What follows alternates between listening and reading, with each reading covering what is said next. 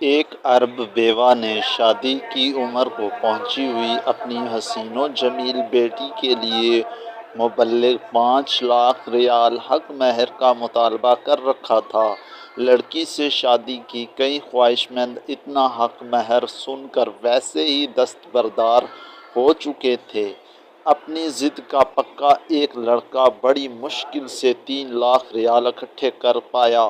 پیسے لے کر مزید کی مدد مانگنے کے لیے سیدھا اپنے باپ کے پاس پہنچا اور کہا، ابا جی میرا کچھ کر لو، میں اس لڑکی پر فدا ہو گیا ہوں، مگر اس کی مانگ ہے کہ 5 لاکھ ریال حق مہر سے ایک فلس کم بھی بات کرنے کو تیار نہیں ہے۔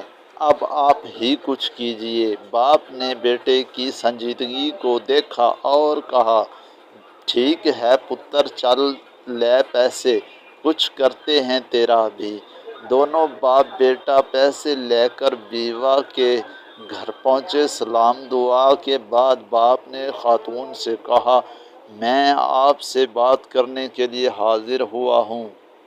میری آپ سے ایک گزارش ہے کہ جب تک میں اپنی بات مکمل نہ کر لوں آپ میری بات نہ کاٹیں۔ خاتون نے کہا، جی بسم اللہ کہیے۔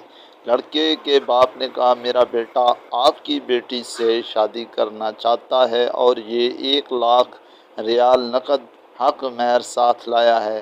خاتون نے گڑبڑاتے ہوئے کہا، مگر مجھے اپنی بیٹی کے حق مہر میں 5 لاکھ ریال سے ایک فلس کم بھی قبول نہیں ہے۔ لڑکے کے باپ نے کہا، محترمہ آپ سے گزارش تھی کہ آپ مجھے بات پوری کرنے دیجیے۔ خاتون نے معذرت کرتے ہوئے کہا، جی آپ پوری کیجیے اپنی بات۔ لڑکے کے باپ نے کہا، آپ بذات خود ایک انتہائی خوبصورت اور جوان جہان عورت ہیں، میں آپ کو بھی 1 لاکھ ریال حق مہر ادا کرنا چاہتا ہوں، آپ میرے حق شرعی میں آ جائیں۔ خاتون کی خوشی سے پانچیں کھل گئی۔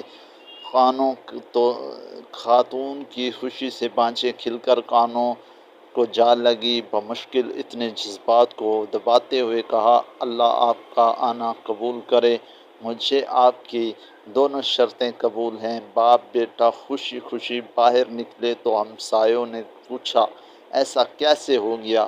یہ تو ممکن نظر آتا ہی نہیں تھا۔ لڑکے کے باپ نے کہا، مال تھوک میں خریدتے ہوئے اور پرچون میں خریدتے ہوئے آخر ریٹ میں کچھ تو فرق پڑتا ہے نا۔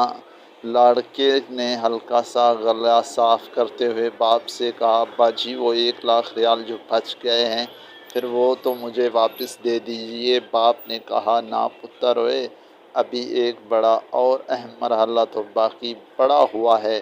یہ 1 لاکھ ریال جا کر تیری ماں کو دینا پڑے گا تاکہ وہ بھی راضی ہو جائے۔